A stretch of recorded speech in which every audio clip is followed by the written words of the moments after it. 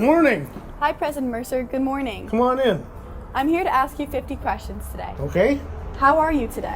I'm very well. Who wouldn't be on a 60-degree sunny day? What are you reading these days? I read biography a lot, and so I've just finished one by a man named Isaacson on Leonardo da Vinci, the latest biography of Winston Churchill. What's your favorite book? As a kid, I loved The Wind in the Willows. Who's your favorite author? My favorite Canadian author is Robertson Davies, who's a bit academic for a lot of people, and I also like the British author Evelyn Waugh. Do you prefer mornings or evenings? Probably mornings. I seem to be at my best then. What keeps you up at night? Insomnia, literally. What's your favorite quote? Well, there's a quote that used to be stenciled in the wall of a medical school at the university where I taught. And I always found it appealing because it's by Francis Bacon, so from the early 19th century, where he talks about the qualities that define him as a person. It ends by saying that he wanted to be someone who did not admire something just because it was old, or affect it just because it was new, and who hated every kind of imposture. Well, I always liked that phrase. What's the best advice anyone ever gave you?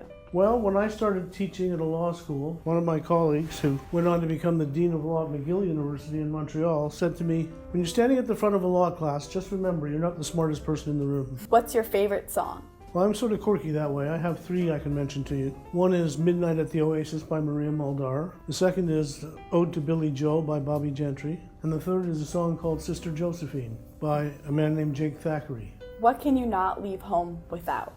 There's probably nothing that I can't leave home without. What's the last show you and Dr. Elhart Mercer binge watched? Breaking Bad. What movie would you recommend we watch? Well, that's always a very personal choice, but I'll tell you the first one I went to still sticks with me. When I was young, my parents took me to see Ben-Hur, and I was mesmerized by it. And I always go back and watch it every couple of years. What's the best concert you have attended? The most recent Rolling Stones concert, I think, is the best one, just because it was so nostalgic.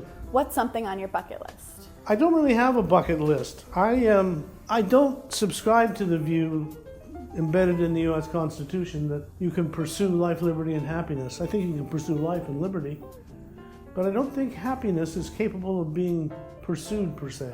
I think you're happy often when you don't know why, and there's something more serendipitous about it than planned. Then what's the craziest thing you've done recently? Well, parasailing, probably. What's your favorite thing to do in your downtime? I like to spend it quietly, so usually reading, or I might phone my kids. My daughter's expecting her first child, my first grandchild, in March, so... Congratulations. Thank you. I phone her every chance I get. Coffee or tea? Coffee during the day and tea at night. What's your favorite food? Fresh codfish. What do you like on your pizza? I have fairly broad Catholic tastes, but I do draw the line somewhere, and that line would be drawn at pineapple. Do you like selfies? I do like selfies. What's your favorite app on your phone? Any app related to transportation. Worst job you ever had? When I was 12 years old, I worked at a livestock sales yard, and I ran pigs around the ring while they were being auctioned, and I had to put them back in their appropriate pens, and I had to clean out those pens. And I would come home covered with pig excrement for 90 cents an hour. We hear that you have a lot of cufflinks. What started your collection? Well, I'm wearing some today that I like. Shouldn't get the wrong idea. Cufflinks don't have to be expensive. These I purchased for $4 from a church thrift store in San Diego. How many do you have? I probably got 20 pairs. What's with all the bow ties? I've been wearing bow ties since I was 14 years old, and I do it because the style of dress for men is pretty boring.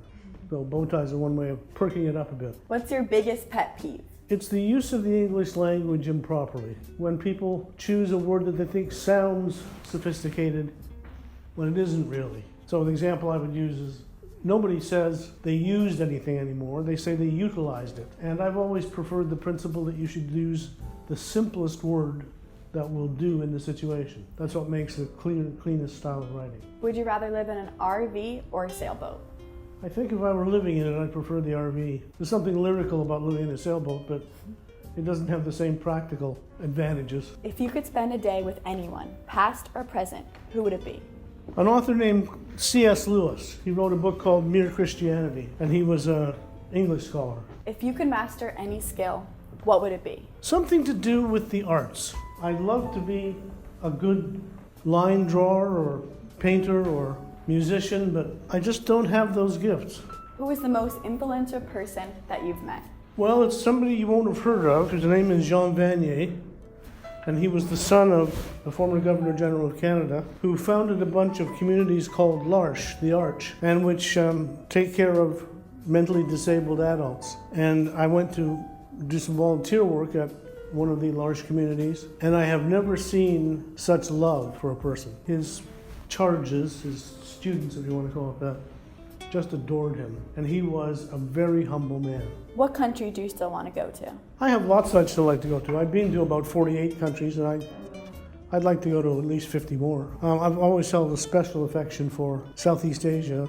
I'd love to go to Thailand and Vietnam, Cambodia, Laos. What do you miss most about Newfoundland? Newfoundland is a very rough-hewn place, and you feel very close to the earth when you're there. What made you choose to pursue your U.S. citizenship?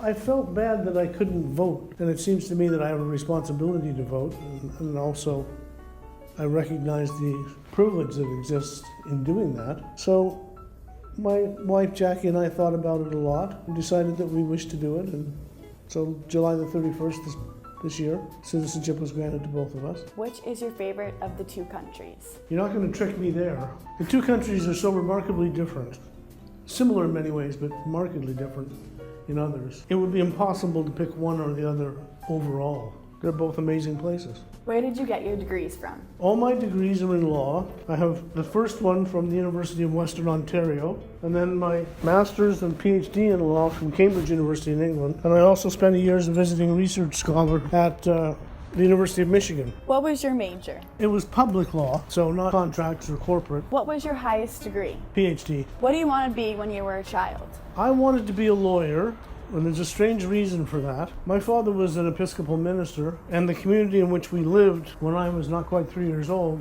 had a very high illiteracy rate. Most of the people didn't have any formal schooling. So the politicians who wanted votes would try to influence my father to influence his congregation to vote for them. So a man named Jack Pickersgill came to our house one day. He was a minister in the federal cabinet in this riding called Bonavista Twillingate, and he asked to see my father, and my younger brother had just been born. So my mother was preoccupied with him, so she said, "Here, Peter will keep you company." I sat with him, and I talked nonstop. And when my father finally came home, he picked me up, handed me to my father, and said, "If he's going to talk that much, he should be a politician or a lawyer." And my father said, "Well, I don't want him to be a politician." So from then on, if he said, "What are you going to do?" I'm going to be a lawyer. Didn't have the faintest idea what it was. No lawyers in my family. So if you could have any career, what would it be? I think the one I've had suited me well. Do you speak another language? I speak French passively, and I can read it. Is Birch Mansion really haunted? I don't favor the notion of haunted houses, but enough people do that I respect their feelings, and my assistant in particular swears that working there late at night a couple of times, she's had a very strong premonition of another presence. How about the Havemeyer House? I don't think the Havemeyer House is haunted. It just seems that way because the air conditioning and heating systems make so bloody much noise. Do you help with the bees in the Havemeyer Edible Garden? I would be bearing false witness if I said yes. I have helped on occasion when Jackie's really needed it, but it's her baby. What year did you start at Ramapo? 2005. What's your favorite season at Ramapo? I love the fall and the spring. What's your favorite Ramapo tradition? Arching. Why Ramapo? For me, it was going back to my roots. I had started at a liberal arts college, a very small one, and I wanted to go back to that when I had the chance. I enjoyed it here. What do you want to be most remembered for? For being vigilant and consistent and focused on the college and the welfare of the students. What's next? I don't know. It's always been a matter of serendipity for me. Whatever I've done, I've never really planned anything that happened. It's a question mark. Well, that's all the time we have. Thanks so much, President Mercer. Thank you. I hope you have a great day. You too. Bye. Bye-bye.